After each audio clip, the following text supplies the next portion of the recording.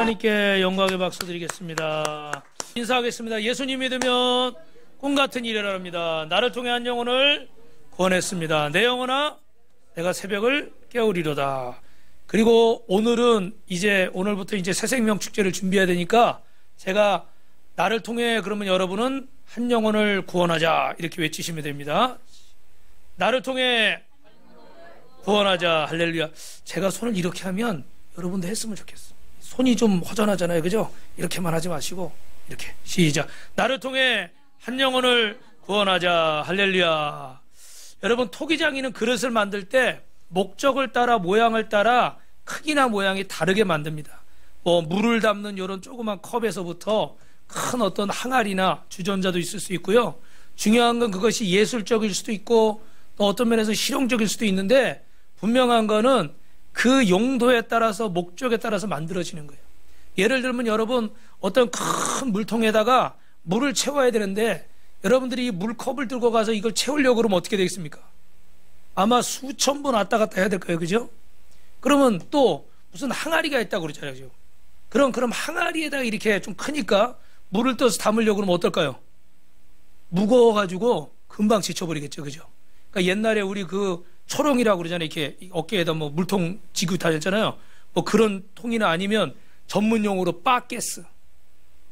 일본말 쓰면 안 되는데 전문용어로 이런 통을 들고 해서 이렇게 빨리 붓든지, 아니면 기술이 있으면 무슨 호스를 연결해 가지고 모터로 이렇게 물을 공급하든지, 그럼 훨씬 수월되겠죠. 그죠?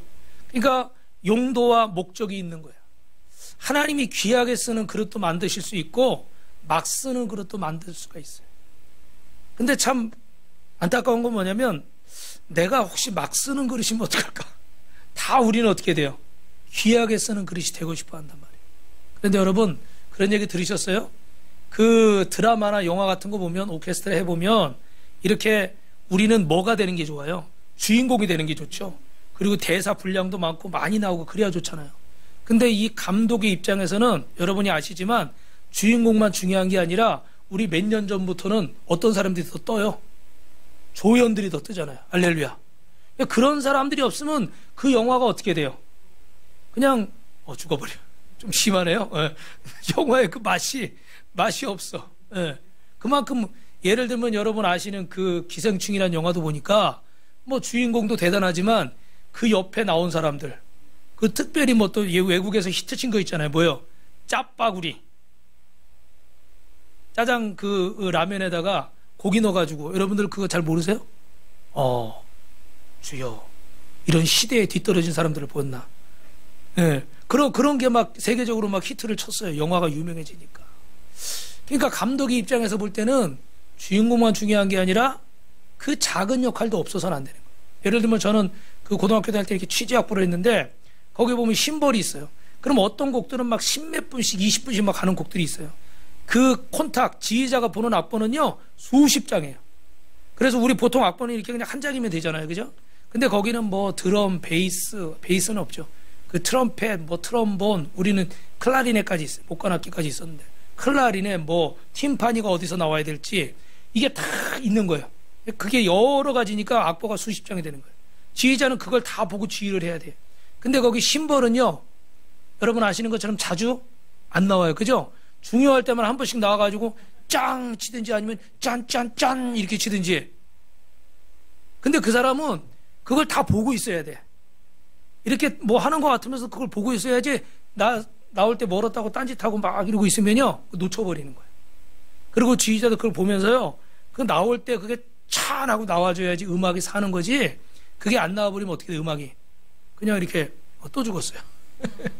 죽어버리는 거예요. 음악이 맛을 잃어버리는 거예요. 그래서 여러분, 무슨 말씀이에요? 지휘자나 감독이 볼 때는 그 역할 하나하나가 하나님 앞에는 다 소중한 줄로 믿습니다.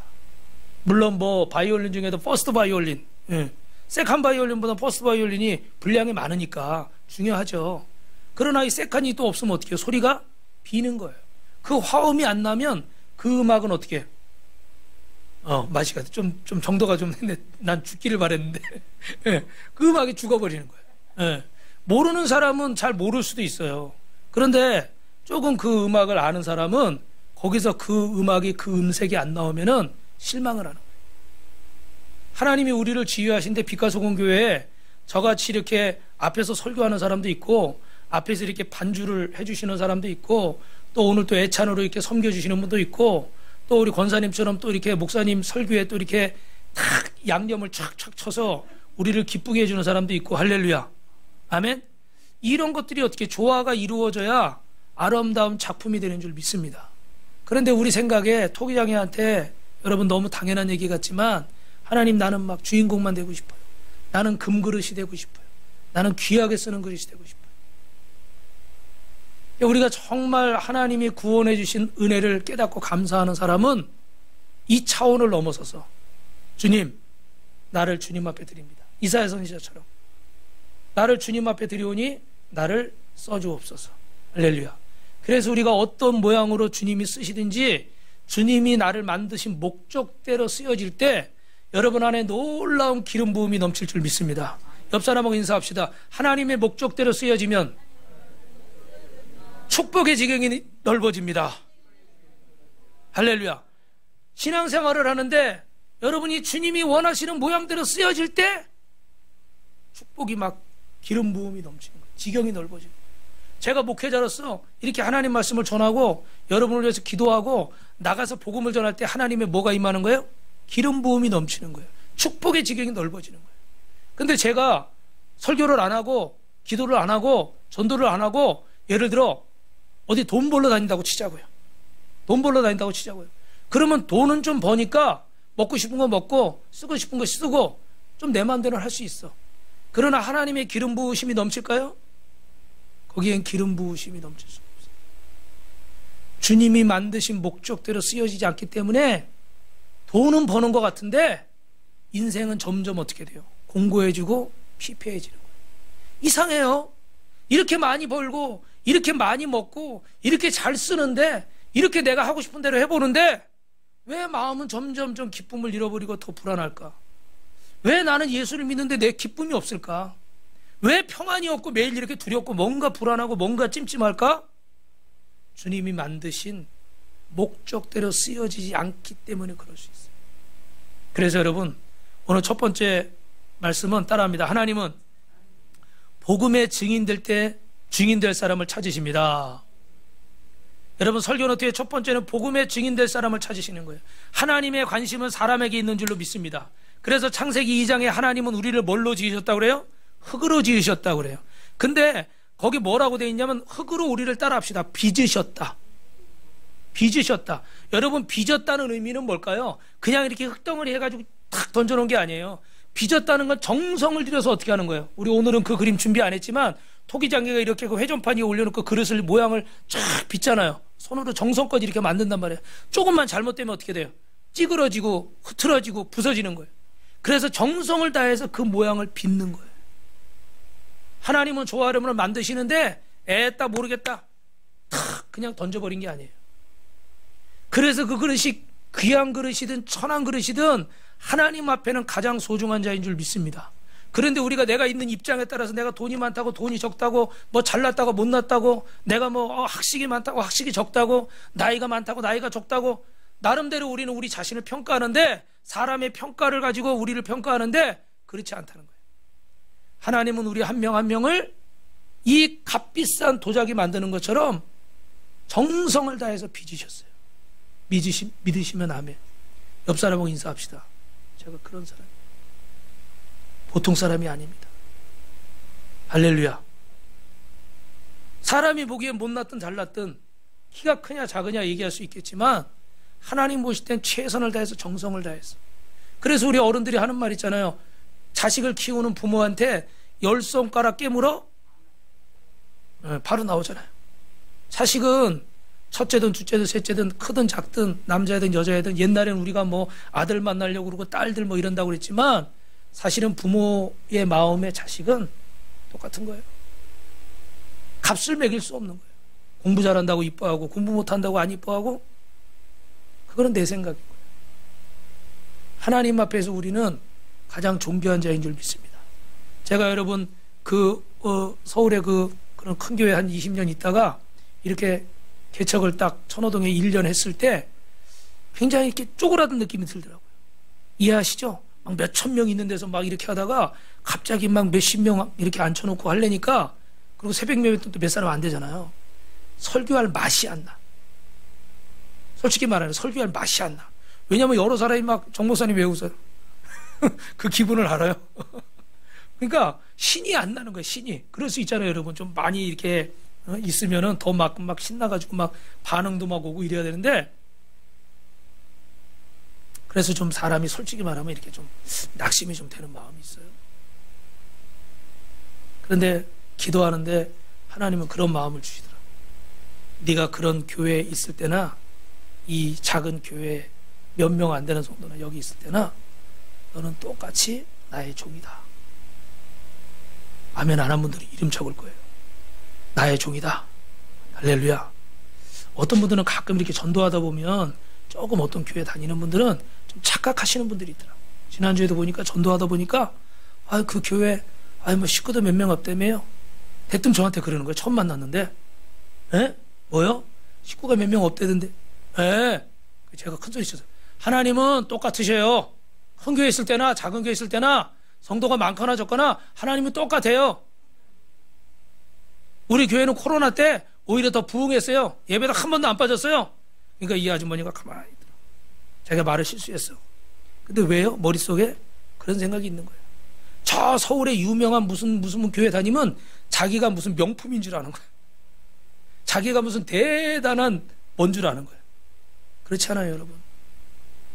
저도 그런 것 때문에 목회하면서 갈등하고 힘들어하고 어려울 때가 있는데, 하나님 앞에서는 하나님이 쓰시는 모양은 동일한 줄로 믿습니다. 그런데 여러분, 한번 이런 생각 해보세요. 준비한 얘기는 아니지만 넓은 길로 가지 말고 좁은 길로 가라고 그랬는데, 그러면 그렇게 예를 들면 사람 많은 데서 참 다 갖춰지고 편한 데서 이렇게 신앙생활하고 목회하는 거하고, 또 이렇게 작은 교회 어떻게 보면 좀 부담스럽잖아요. 그죠? 무슨 말만 해도 저거 나한테 하는 소리 아닌가? 뭐만 있어도 저거 내가 해야 되는 거 아닌가? 이런 부담들도 있어요. 그죠? 그런데 그런 곳에서 또 여러 가지 프로그램도 좀 약하고, 또 여러 가지 좀 이렇게 여러분들한테 뒷받침할 수 있는 것도 좀 약하고, 막 우리 교회 막 변호사도 있고 의사가 있고 막 검사가 있고 막 이러면 무슨 일만 나면 어떻게 해? 다 막 동원해가지고, 큰 교회들은 그런 거 잘하잖아요. 참 부럽더라고. 근데 우리 교회는 자랑할 게 저밖에 없어. 놀라셨군요. 웃으시라고 한 말이고, 인간적으로 어떻게 보면 이렇게 막 내세울 만한 그런 게 대단한 게 없어요. 저기 동탄에 어느 교회 가니까 거기는 또 의사들이 많이 모인대. 의사 몇 명이 오니까 자기 아는 사람 다 부르다 보니까 의사들이 많이 모인대. 또 부럽더라고. 그죠? 어느 교회는 또 가니까 택시 운전사들이 많대. 그럴 수도 있어요. 그런데 여러분, 하나님 앞에는 그렇게 어렵고 그렇게 부담스럽고 그렇게 나한테 큰 도움이 안 되는 자리인데, 그럼에도 불구하고 주님을 사랑해서 순종해서 이 예배의 자리를 지키고, 부족하지만 그렇게 섬기고 도우려고 한다면 하나님 보실 때 어느 게 더 중요하냐라고 말하면 좀 안 될 것 같고, 하나님 보실 때 아름다울까요? 안 아름다울까요? 아름답죠. 뭐 규모가 있는 교회도 그렇지만 여러분, 작은 교회도 하나님이 세우신 그 자리, 더 어떻게 보면 어려운 자리일 수 있어요. 그죠? 그런데 주님이 그 자리를 섬길 때 주님께서 더 기뻐하시고 더 영광이 클 줄로 믿습니다. 옆 사람하고 한번 더 인사합시다. 전 보통 사람이 아니에요. 여러분은 보통 사람이 아니에요. 하나님이 특별히 선택해서 이 자리에 오신 거예요. 그래서 하나님의 특별한 목적을 가지고 만들었어요. 그런 성경은 우리를 만드신 하나님의 목적이 뭔가를 얘기하는데, 창세기 1장 28절에 같이 읽어봅시다. 시작. 하나님이 그들에게 복을 주시며 하나님이 그들에게 이르시되 생육하고 번성하여 땅에 충만하라. 땅을 정복하라. 바다의 물고기와 하늘의 새와 땅에 움직이는 모든 생물을 다스리라 하시니라. 할렐루야. 하나님이 우리를 지으신 목적은 바로 어떻게 돼요? 이 땅을 정복하고 다스리라고 하나님이 세우신 줄 믿습니다. 그래서 우리 저와 여러분은 잘 될 수밖에 없어요. 믿으시면 아멘. 왜냐하면 그 땅을 정복하고 다스리는 이 사명을 주셨기 때문에 우리는 하나님 앞에 이미 복을 받은 사람들이에요. 그래서 우리는 물질에 끌려가고 사람에 끌려가고 세상의 권력과 세상의 성공에 끌려가는 사람이 아니라 오히려 그것들을 끌고 오는 사람인 줄로 믿습니다. 그래서 우리의 이 인생의 목적을 소요리 문답, 웨스트민스터 소요리 문답 제 첫 번째에 보니까 뭐라고 되어 있냐면 사람의 제일 되는 목적은 뭐라고요? 보니까 사람의 제일 되는 목적은 뭐냐면 따라합시다. 하나님을 영화롭게 하고 영원토록 그를 즐거워하는 것이다. 할렐루야. 그래서 하나님을 영화롭게 하려면 어떻게 될까요? 하나님을 열심히 믿고 또 우리의 삶에서 하나님의 영광을 나타내고 하나님이 주시는 어떻게 돼요? 이런 세상의 어떤 것보다 주님의 이름을 높이는 것, 하나님을 사랑하는 것, 이것이 바로 하나님을 영화롭게 하는 것인 줄로 믿습니다. 여러분 따라합시다. 내 인생의 목적은 하나님을 영화롭게 하는 것입니다. 지금 여러분을 통해서 하나님이 영광을 받으시는 줄로 믿습니다. 여러분 어떨 때는 제가 여러분들을 위해서 기도하고 여러분에게 말씀을 전해주지만 어떨 때는 여러분이 이렇게 저를 위해 기도해주고 또 이렇게 막 헌신해주고 이 예배 자리에 나올 때 너무너무 감사하고 기쁜 거예요. 할렐루야. 우리 김정배 장로님이 오늘도 예배에 참석하셨는데 우리 그동안에 코로나 때문에 코로나 전에는 동네에서도 요 아파트에서도 새벽 예배 오시는 분들이 꽤 있었거든요. 근데 또 어떻게 코로나 터지면서 오시던 가정들이 2가정, 3가정이 이사를 가고 막 이러고 또 코로나니까 어떻게 교회 가면 코로나 걸리는 줄 알고 그죠? 그래가지고 새벽 예배 때 사람이 거의 없었어요. 근데 우리 또 장로님이 이렇게 지난주에 오셔가지고 이렇게 새벽 예배를 나오시니까 제가 얼마나 힘이 나는지 모르겠어요. 할렐루야. 그래서 야곱이 그랬잖아요. 주의 얼굴을 뵌 것 같습니다. 정말로 그러니까 여러분 하나님이 여러분을 쓰시는 거예요? 안 쓰시는 거예요? 쓰고 계시는 거예요. 여러분이 혹시라도 오늘도 지금 이렇게 우리 이명자 권사님은 오늘 남편분이 지금 병원에 입원해 계시는데 위에서 기도해 주시고 이 호흡이 기웅이 구멍이 나가지고 바람이 차고 막 이래가서 상태가 지금 좀 좋아졌는데 계속 그렇게 되면 이제 내일 수술을 해야 된대요. 바라기는 수술하지 않고 하나님이 치료하실 수 있도록. 또 우리 누굽니까? 우리 뒤에 형제는 누구죠? 봉준 형제. 봉준 형제는 또 아버님이 폐가 안 좋으셔가지고 작년에도 한번 입원하셨는데 오늘 여기 또 한림병원에 입원하셔가지고 보호자로 지금 가서 오늘 예배를 못 왔어요. 아마 영상으로 예배를 드리고 있을 거예요.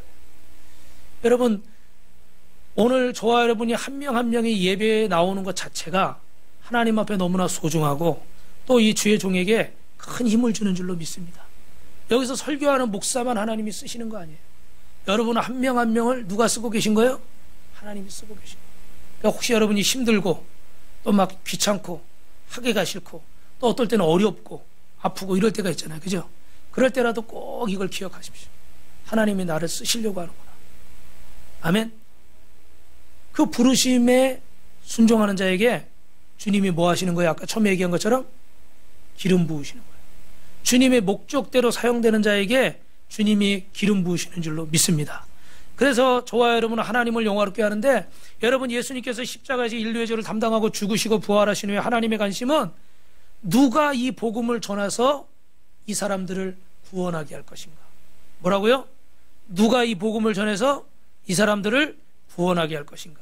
그래서 예수님은 오늘 본문에 마태복음 4장 18절에 보니까 같이 읽어볼까요? 갈릴리 해변에 다니시다가 두 형제 곧 베드로라 하는 시몬과 그의 형제 안드레가 바다에 금을 던지는 것을 보시니 그들은 어부라. 주님은 거기 그냥 해변에 구경하러 나가신 게 아니에요. 바람 쐬러 나가신 게 아니라 누구를 보러 나가셨어요? 베드로와 안드레와 그 사람들을 보러 나가신 거예요. 그 형제들 보러 나가셨어요. 왜요? 그들을 관찰하시기 위해서. 왜 관찰하십니까? 저들을 쓸 수 있는가? 저들이 이 복음을 세상에 전하는 이 사명을 감당할 수 있겠는가? 할렐루야. 그래서 19절 말씀 같이 있습니다. 시작. 말씀하시되 나를 따라오라. 내가 너희를 사람 낚는 어부가 되게 하리라 하시니라. 그렇습니다. 주님은 지금도 사람을 찾고 계시는 거예요. 교회마다 다니면서 사람을 찾고 계시고 거리마다 다니면서 사람을 찾고 계세요. 이곳에 저곳에 이런 직장 저런 직장 다니시면서 주님을, 사람을 찾으세요. 왜 찾으신다고요? 이 복음을 전할 사람들을 찾으시는 거예요. 믿으시면 아멘. 하나님을 떠난 채 방황하는 사람들, 주님이 돌아오도록 복음을 전할 사람들. 지난주에도 말씀드렸지만 이렇게 나가보면 예비된 영혼을 꼭 만나게 돼요. 아, 하나님이 오늘 이 사람을 만나라고 나를 보내셨구나.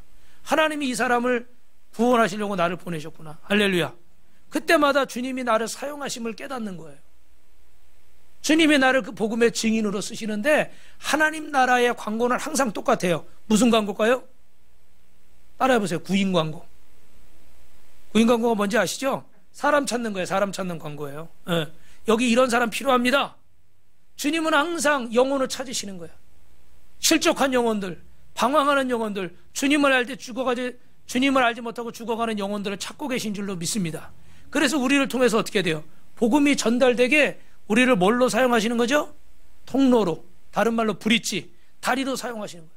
근데 여러분, 주님이 이렇게 저 사람에게 가고 싶어도 내가 중간에서 다리 역할을 해야 되는 거예요. 내가 나가서 주님 말씀에 순종해서 복음을 전해야 되는 거예요. 그런데 내가 이 브릿지 역할을 안 하고 있어요. 그럼 주님이 가실 수 있어요, 없어요? 못 가시는 거예요. 이 사람은 복음을 들어야 되는데, 천국을 알아야 되는데 알 수가 있어요, 없어요? 없는 거예요. 이 불신자 의사에게 아까 그 환자는 뭐와 같은 역할을 했어요? 브릿지와 같은 역할을 한 거예요. 그 사람이 막 숨이 멎었다 돌아왔다 하면서 사경을 헤매는 가운데 나를 위해 기도해달라고, 내가 죽어간다고. 근데 나중에 하나도 기억을 못해. 이게 막 뭐 어떤 예를 들면 혼수 상태 가운데 그런 일어난 일인가 기억은 못해. 근데 그 사건을 통해서 이 사람이 깨달은 게 뭐예요? 아, 천국과 지옥이 있구나. 주일학교 때 들었던 죽은 다음의 세계가 있구나. 이분은 그 사건을 통해서 그걸 깨달은 거예요. 그래서 이거를 간증을 하니까 이렇게 영상으로 만들어가지고 이렇게 우리에게도 보여주신 거예요. 물론 개인의 체험에 따라서 조금 차이는 있을 수도 있어요. 그런데 저 의사분은 그 환자를 통해서 천국과 지옥을 확신하게 된 거예요. 사랑하는 성도 여러분, 하나님 아버지는 오늘도 저와 여러분을 복음의 증인으로 쓰시길 원하시는 줄로 믿습니다. 조금 전에 말씀드린 그때 우리가 부족하지만 주님 앞에 제가 여기 있습니다. 저를 써주옵소서. 부르심에 응답하는 저와 여러분이 되시기를 주님의 이름으로 축원합니다. 여러분, 토기장애가 그릇을 만드는데 목적 없이 만들겠습니까? 어떤 사장이 직원들 일을 시키는데 일도 안 시키고 월급을 줄 리가 없어요. 어떤 사람이 아주 돈을 많이 주고 보석을 사는데 아무 값어치 없는 보석을 살 리가 없어요. 그렇죠? 누가 울지 않는 새를 키우겠습니까? 새의 그 아름다운 소리를 듣고 싶어서 새를 키운단 말이에요. 향기가 없는 꽃을 사는 사람들이 없어요. 그 아름다운 향기를 맡고 싶어서 봄이면 봄꽃을 사고, 우리도 그 입구에 우리 그 꽃이 아름답게 이렇게 있잖아요. 그죠? 그런 향기들을 맡기 위해서 꽃을 이렇게 또 키우는 거예요. 그 아름다움을 보기 위해서. 하나님이 우리를 만드실 때는 분명히 만드신 목적이 있는 줄로 믿습니다. 저와 여러분이 이 땅에 태어난 목적이 있는 줄 믿습니다. 할렐루야. 그것이 뭐예요? 복음의 증인이 되라. 믿으시면 아멘. 그래서 여러분, 이분은 누구냐면 달라스 카우보이, 그 미식축구 있죠, 그죠? NFL이라고 하는 이 슈퍼볼에서 우승을 했던 톰 랜드리 감독이에요. 근데 이분이 더 대단한 건 뭐냐면 막 유명한 코치 감독이기도 하지만 또 바이블 티처예요. 성경을 교회에서 그렇게 열심히 가르치고 복음을 열심히 전하는 사람이에요. 사실은 신앙적으로도 승리하고 어떻게 보면 세상적으로도 어떻게 돼요? 성공을 한 거죠. 그래서 기자가 질문하는 거예요. 당신은 어떤 생각을 가지고 살아가느냐? 이 성공의 비결이 뭐냐? 질문을 했더니 이 톰 랜들이라는 사람은 내 삶의 우선순위입니다. 뭐라고요? 우선순위. 우선순위는 뭐예요? 내가 뭘 가장 중요하게 생각하고 맨 앞에 뭘 먼저 세우는가? 뭘 먼저 할 것인가? 우리도 어떻게 돼요? 급한 일부터 하면 안 되고 어떤 일부터 하라고 그래요? 중요한 일부터 하라고 그러잖아요. 그죠? 근데 우리는 자꾸 어떻게 돼요? 급한 일부터 하게 돼요. 그러니까 결국 중요한 일을 놓칠 때가 많아요. 이걸 바꾸고 싶은데 저도 그렇게 잘 안 될 때가 있어요. 근데 이분이 말하는 우선순위는 이거예요. 그러니까 당신의 우선순위가 뭡니까? First, God. Second, Family. Third, Football. Job. 자기 하는 미식축구. 1번은 하나님, 2번은 내 사랑하는 가족, 3번은 내가 가지고 있는 이 직업.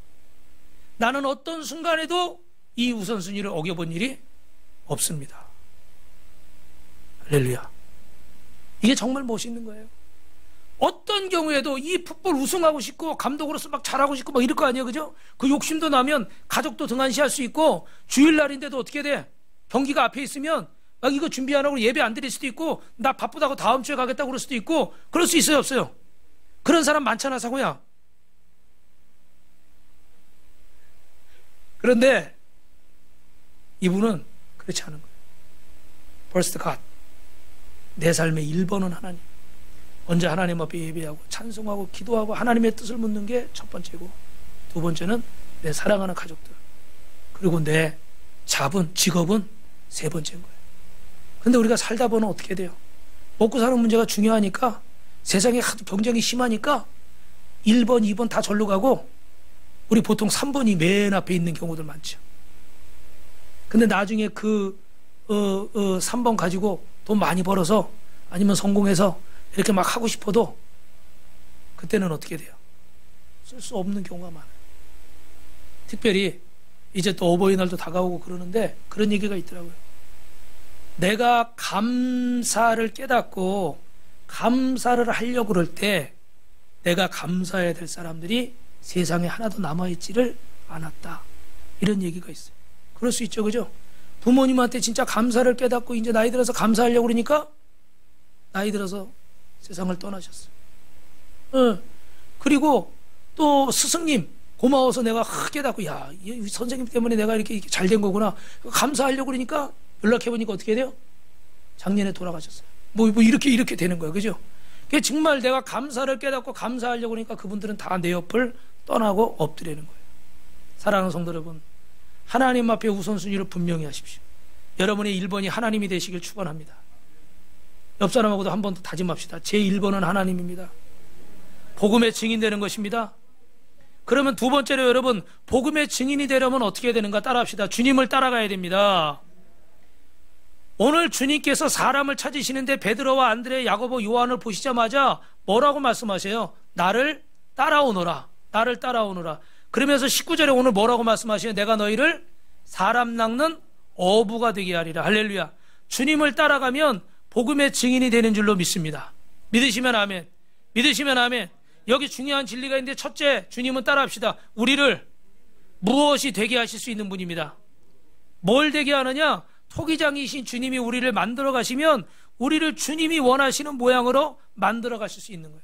그래서 주님은 종으로 팔려왔던 요셉을 애굽의 총리로 만드셨고, 그 형제들 중에 대접도 못 받던 제일 끄트머리 말래 저 바깥에서 양이나 치고 있던 그런 다윗을 세우셔서 이스라엘의 목동을 이스라엘의 왕으로 삼으신 줄로 믿습니다.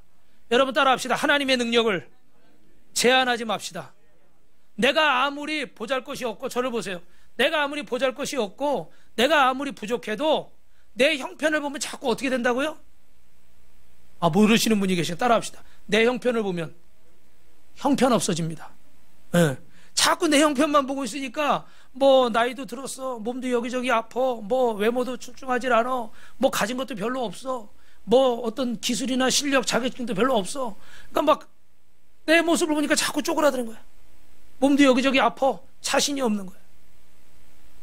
그런데 누구를 보라고요? 주님을 보시라. 주님의 능력을 제한하지 말라고. 믿으시면 아멘. 주님을 따라갈 때 주님이 우리를 따라합시다. 최고의 모습으로 만드실 줄로 믿습니다. 그님은 주님을 따르면 어떻게 되는가? 여러분, 복음이 나를 결정한다, 이 책에 보니까 주님을 따라가게 되면 세 가지를 경험하게 되는데, 따라합시다. 주님을 경험하게 됩니다.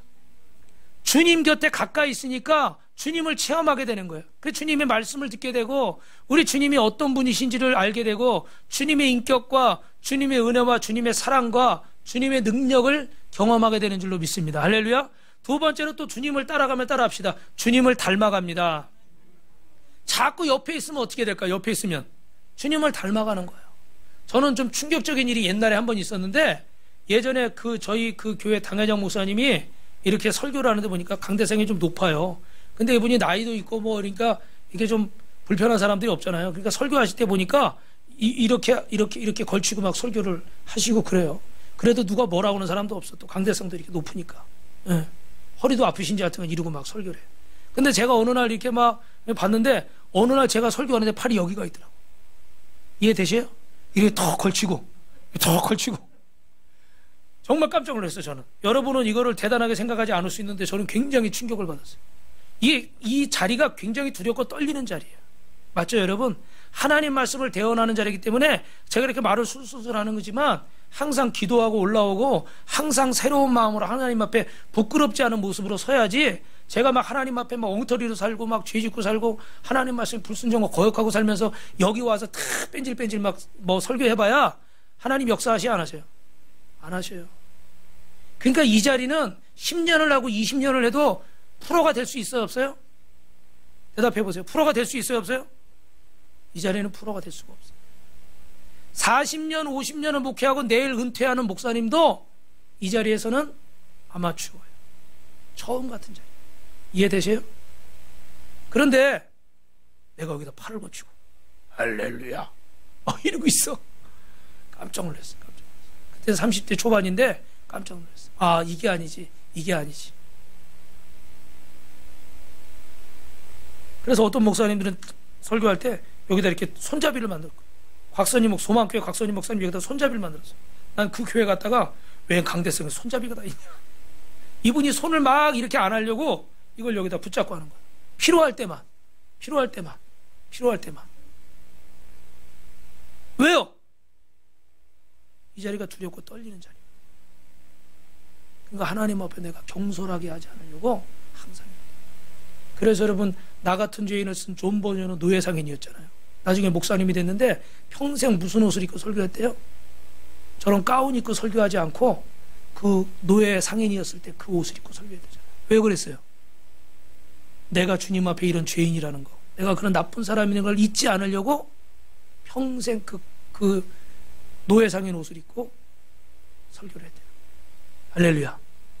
사랑하는 성도 여러분, 오늘 주님과 우리가 가까이 하다 보면 주님을 닮아갈 수밖에 없어요. 주님의 마음을 깨달을 수밖에 없고, 여러분, 예수님의 성품과 예수님의 인격이 저와 여러분의 것이 될 줄로 믿습니다. 그리고 계속 함께 하니까 주님의 뜻이 따라합시다. 주님의 뜻이 나의 뜻이고. 할렐루야. 여러분, 예수 믿으면서 제일 중요한 건 뭐예요? 복음의 증인이 되라고 그랬는데 그게 누구의 뜻입니까? 주님의 뜻인 거예요. 이 베드로, 안드레, 야고보 주님이 찾아 나선 이유가 뭐라고요? 복음의 증인을 삼으시려고. 그 뜻이 나의 뜻이 돼야 되는 거예요.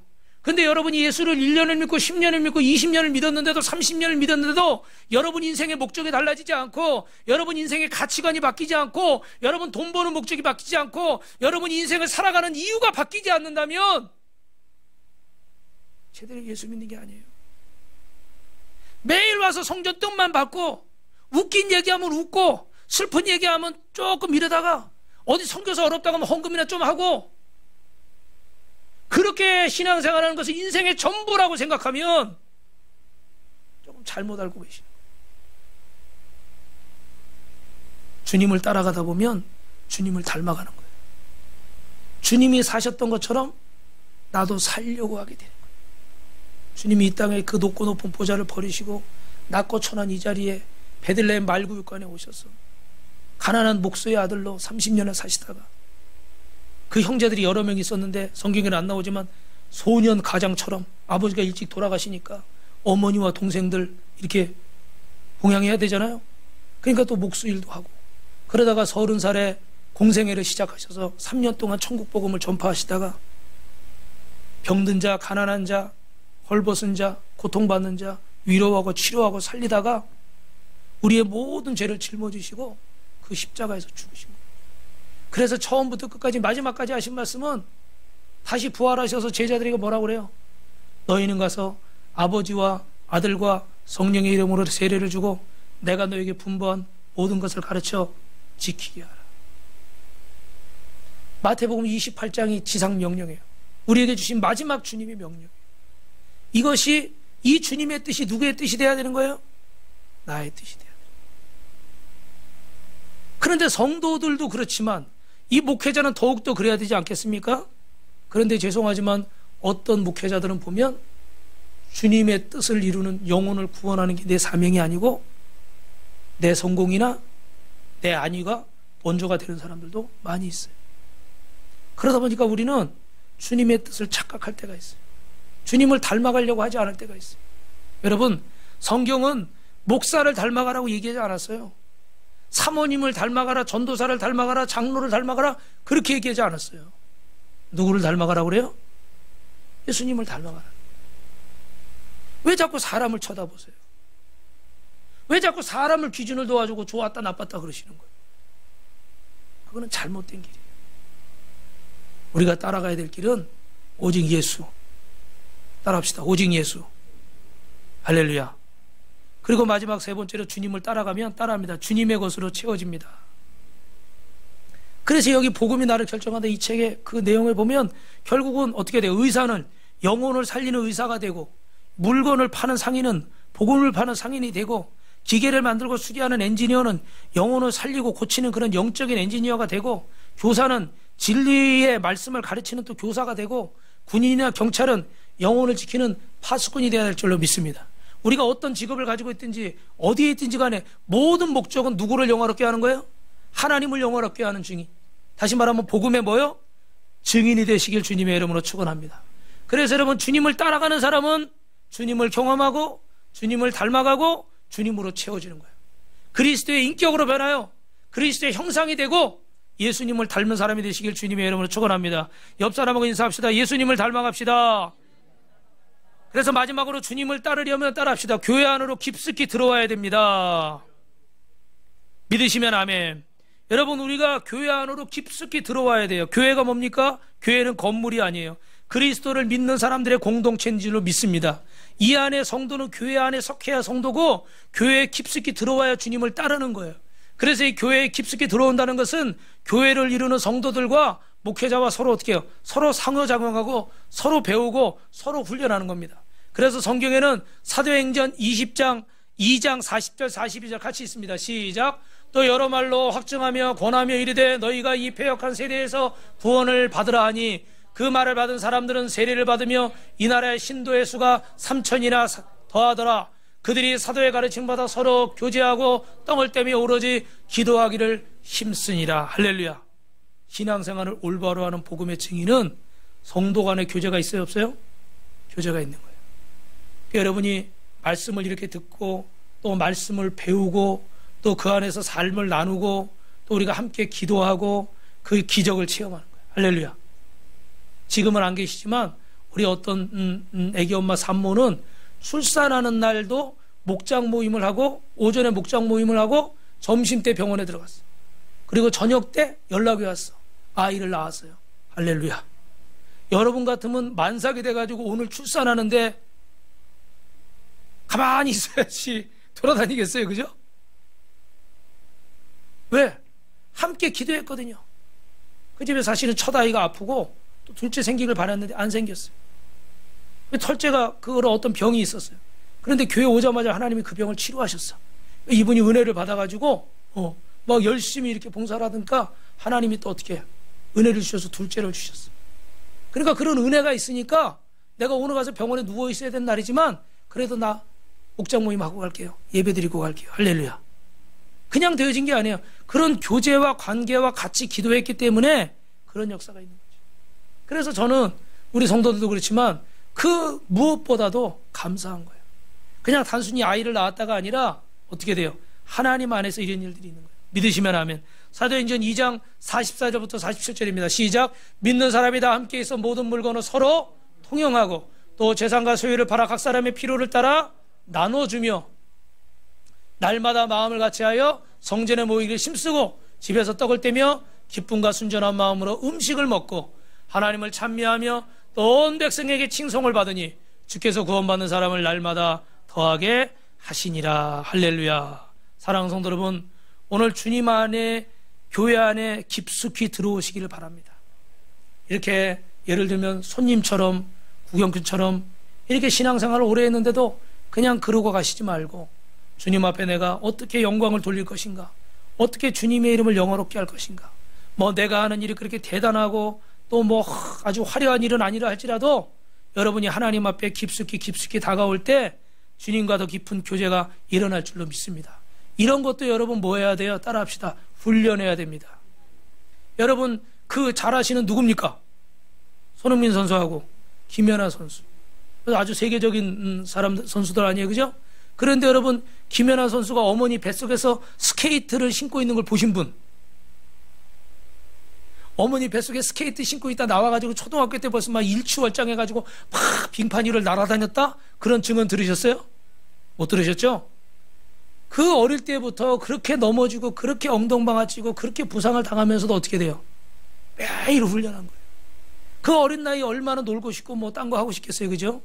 그런데도 그렇게 순종해가지고 하여튼간 열심히 적극적으로 연습을 하다 보니까 어떻게 해요? 저런 세계적인 선수가 되고. 저 손흥민 선수, 저는 축구를 좋아하니까 보면은 손흥민 존이라고 있더라고요, 그죠? 어떤 그 옆에 대각선 쪽에서 차면은 공이 휘어져서 막 들어가. 그래가지고 막 그 세계적으로 축구 잘하는 그런 나라에서도 막 그 베스트 골로 막 뽑히잖아요, 그죠? 근데 뭐 했다고 그래요? 연습하고 와서도 그 아버지하고 서가지고 어떻게 그 자리에서 하루에 500개씩 그렇게 하기를 10년 이상 막 한 거예요. 그러니까 그냥 그 자리에서 눈만 감고 차도 어떻게 공이 그냥 지가 알아서 꺾여서 지가 알아서 꺾어져. 그냥 차기만 하면. 우리는 꺾어서 차려고 해서 다 딴 데로 가는데 이 친구는 하루에 몇백 개, 몇천 개씩 계속 연습을 하니까 이게 어떻게 돼요? 어떤 긴장된, 여러분 그런 챔피언스 리그나 그런 유럽 리그 같은 얼마나 긴장이 돼요. 얼마나 관중이 많고. 잘하던 사람도 거기 가면 잘 못해요, 그죠? 그런데 그런 데 가서 그냥 세계적인 인정을 받잖아요. 왜 그럴까요? 훈련이에요. 연습이에요. 여러분 신앙생활도 우리가 여러분 계신 분 중에 말씀을 이제 마무리할게요. 다 잘하기를 원하셔요. 못하기를 원하는 사람들은 한 명도 없어요. 여러분 다 하나님 잘 믿기 원하고 하나님 앞에 영광 돌리고 싶어하고 또 하나님 주시는 다 복을 받고 싶어요. 그런데 중요한 것은 마음은 있는데 나 공부 잘해야 되는데 나 1등 해야 되는데 나 1등 해야 되는데 매일 그러고 잠만 자. 어떻게 되겠어요? 그냥 꿈인 거예요, 그죠? 근데 나름대로 어떻게 돼요? 복습도 하고 예습도 하고 나름대로 노력을 하는 거예요. 막 연습장에다 깜지한다고 그러잖아요. 새카맣게 써가면서 어떨 때는 놀고 싶은데 참으면서 어떨 때는 밥 먹고 싶은데 배고픔을 잊어버리고 어떨 때는 졸린데 졸리는 막 비벼가면서 열심히 갈고 닦아. 그랬더니 어떻게 돼요? 시험지를 딱 받으니까 검은 건 글씨고 하얀 건 종이고 그게 아니고 어떻게 해요? 이게 다 내가 공부했던 문제인 거예요. 그래서 쫙 써내려가는 거예요. 우리의 노력만 가지고 구원받는 것은 아닙니다. 하나님의 은혜인 줄로 믿습니다. 그런데 상급은요, 우리가 이 땅에서 얼마만큼 살았는가에 따라서 상급은 달라질 수 있어요. 어떤 분은 뭐 천국 갔는데 뭐 천국에 우리 문마다 뭐 다이아몬드 개수가 틀리다고 그래요. 제가 안 봐서 모르겠어요. 그냥 그분 얘기니까. 근데 분명한 건 우리가 이 땅에서 어떻게 주님을 섬겼는가, 어떻게 주님을 영화롭게 했는가, 분명히 상급은 다를 줄 믿습니다. 여러분 보고 1등 되라는 거 아니고 여러분 보고 최고 되라는 게 아니라 복음의 증인으로 살기를 오늘 작정하시길 바랍니다. 그래서 우리가 이 땅에 사는 동안에 어떻게 하면 주님을 영화롭게 할 수 있는가, 나를 훈련하고 나를 하나님 앞에 세워가시길 바랍니다. 이 사진 보여드리고 마칠게요. 저기 밑에 있는 분도 누구냐면 알렌 선교사, 장로교회 언더우드 선교사, 감리교회 아펜젤러 선교사, 저 끝에 모자 쓰신 분은 호주 선교사님인데, 이런 분들이 우리나라에 올 때는요, 우리가 지금 이렇게 참 미개한 그런 나라들 전도하러 갈 때 뭐라고 하냐면 미전도 종족, 주님을 알지 못하는 그런 종족들한테 전한다고 그래요. 근데 100여 년 전에 저 선교사들이 우리나라 올 때는 우리나라도 어떻게 돼요? 여기 이렇게 머리 막 묶고 상투 틀고 상투 이렇게 올리고 그 한복 입고 그러던 시대예요. 우리도 저들이 볼 때는 어떻게 돼요? 미전도 종족이었어. 하나님의 은혜로 대한민국이 이만큼 됐어요. 그런데 여러분, 저분들이 이 복음을 위해서 자신의 그 시간을, 자신의 재물을, 자신의 재능을, 자신의 그 안락한 삶을 포기하고, 어떤 분은 이 고난을 받으면서 목숨까지 버리면서 어떤 분은 사모님이 순교하시고 어떤 분은 자녀들이 순교하고. 여러분 왜 이렇게 살았겠습니까? 그 가치를 알기 때문이에요. 더 나은 가치를 위해서 덜한 가치를 포기하는 거예요. 어떤 농부가 밭이 없으니까 빌려서 밭에 농사를 졌는데 농사를 짓다 보니까 거기 보화가 발견된 거예요. 그래가지고 어떻게 돼요? 그걸 닫아놓고 얼른 가가지고 집 팔고 땅 팔고 냉장고 팔아가지고 돈 마련해서 주인한테 그 땅을 산 거예요. 왜요? 내가 집 팔고 땅 팔고 냉장고 팔아도 그 안에 갇혀있는 보화가 어떻게 돼요? 더 값어치가 큰 거예요. 할렐루야. 예수님을 만난 사람은, 구원받은 사람은 내가 이 땅에서 누리던 그 어떤 것보다도 주님이 더 어떻게 해요? 비교할 수 없을 만큼 귀한 가치인 거예요. 그래서 내가 이제는 복음을 위해 살겠다. 이제는 내가 주님을 위해 살겠다. 이제는 이 땅이 아니라 저 천국의 소망을 두고 살겠다. 할렐루야. 그런 믿음의 사람으로 변화되시기 바랍니다. 토기장이가 여러분을 만드시기 원하는 모양으로 오늘 우리 빛가소금교회 성도들이 다 그렇게 만들어져서 이 마지막 때 여러분이 하나님 앞에 쓰임받아서 여러분을 통해서 가족도 구원받고 이웃도 구원받고 여러분 사랑하는 사람들이 구원받게 되길 주님의 이름으로 축원합니다. 축원합니다.